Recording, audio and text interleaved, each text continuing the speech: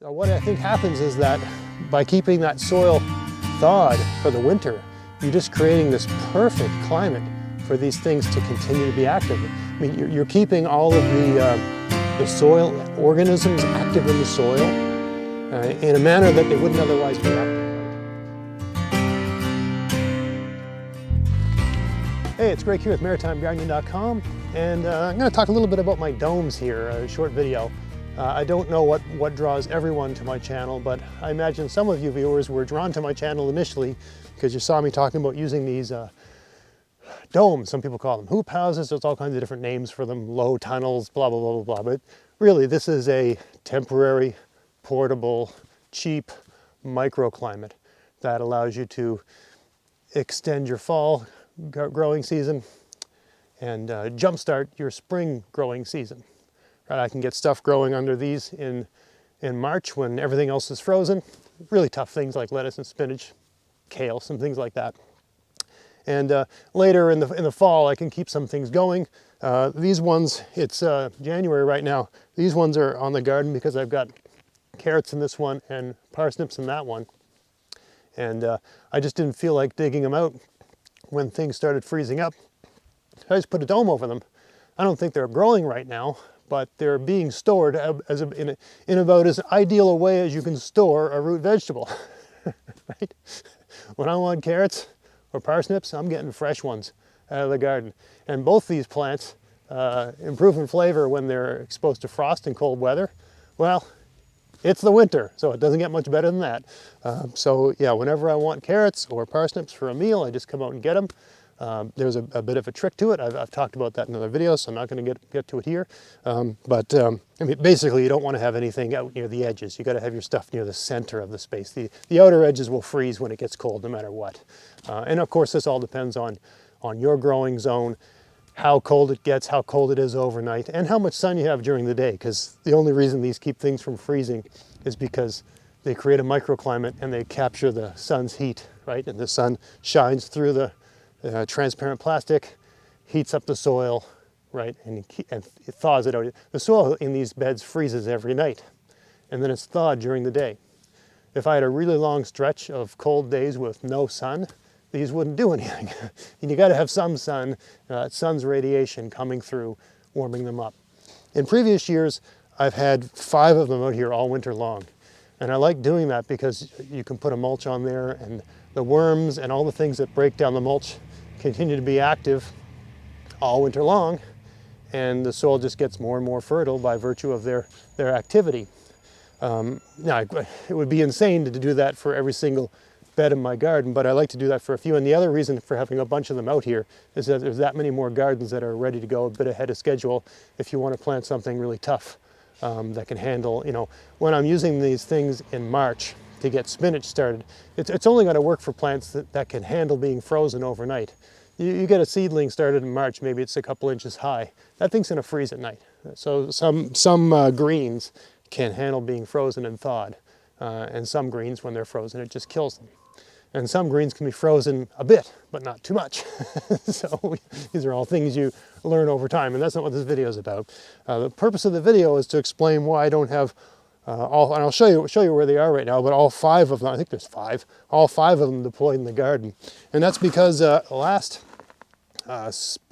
spring, I had them out here all year, all winter long, and I just had moles and voles everywhere in the garden. So what I think happens is that by keeping that soil thawed for the winter, you're just creating this perfect climate for these things to continue to be active. I mean, you're keeping all of the soil organisms active in the soil in a manner that they wouldn't otherwise be active, right? Normally, right, the ground freezes, and I don't know what moles and voles do during the winter, but all the organisms that are interacting with the very surface of the soil with composting things, those things just aren't moving around in the winter here where I live, because all that's frozen. Right, the soil in any one of my garden beds will freeze down 3, 4, 5, 6, 8 inches. Right, so I don't know what those animals are doing, but there's nothing for them to do in terms of that really active soil surface action. When you have a dome on a bed and there's a bit of a mulch, all those things are active. I can come out here in February on a really sunny day, and if the bed's thawed out, there's worms moving around. If there's worms moving around, there's something for moles to eat. And if the moles are making tunnels, the voles are using them, right? They all use each other's tunnels. I've seen, voles, I've seen chipmunks come out of holes that I know I've seen moles in, right? So you're just creating the perfect situation for those things to really set up shop, really get established, and really multiply, right? Because that's something they're really good at, right? There's no, they're just active, right? So active in more ways than one. So I decided this year to I've got 2 there because I'm still harvesting my carrots and parsnips, but I decided to leave the rest just in storage and see if that affected my, because I've noticed over the years I'm getting more and more moles and voles, and I've been using, a lot of people think it's the effect of having the mulches on everything, but I've done that for quite some time. It's really only when I started really going whole hog with these microclimates that I started seeing more of it. So I decided to do an experiment this year where everything is mulched like I normally would, but I'm not creating, a hotel, the ideal situation, right? A warm place with food, those things right? I'm not creating as much of that as I had been the last couple of years, so we'll see how that goes. Why don't you come with me? I'll show you how I've got these things stored. They're all just in the woods. So here we are just in the woods behind the house. This is where I've got these things. There's 3, so there is 5, yes. So I have these 2 leaning against this tree and sort of tied together so they don't fall down in the wind, right? Because we often get wind here. I thought with this way they could shed snow. I've had other years where I've just brought them against trees in the woods here, and really heavy snow has just bent them all out of shape and smashed them. So I thought with this approach they'd shed the snow and hopefully keep their shape, right? So that's where they are. That's nothing too fancy, but that's how I have them stored. So anyway, that's why I haven't got 5 domes out here this year, just a couple.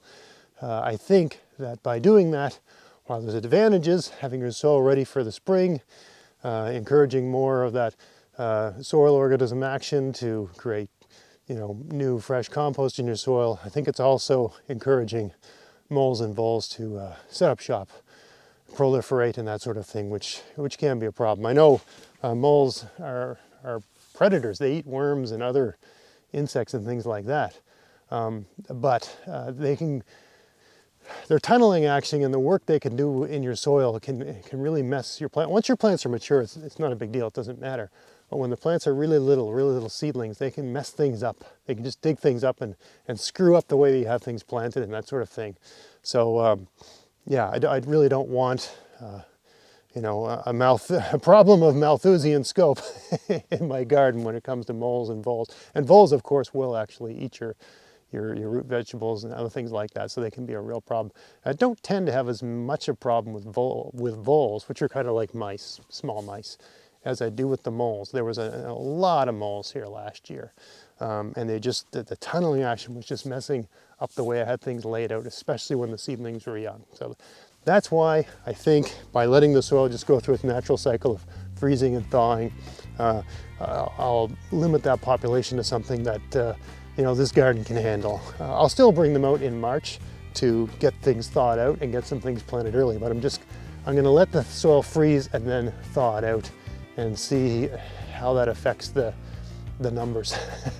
So I hope you found that interesting. If you did, please like, share, subscribe. Check out my podcast, maritimegardening.com, and until next time, get out there, get at it, have fun in your garden. Thanks for watching.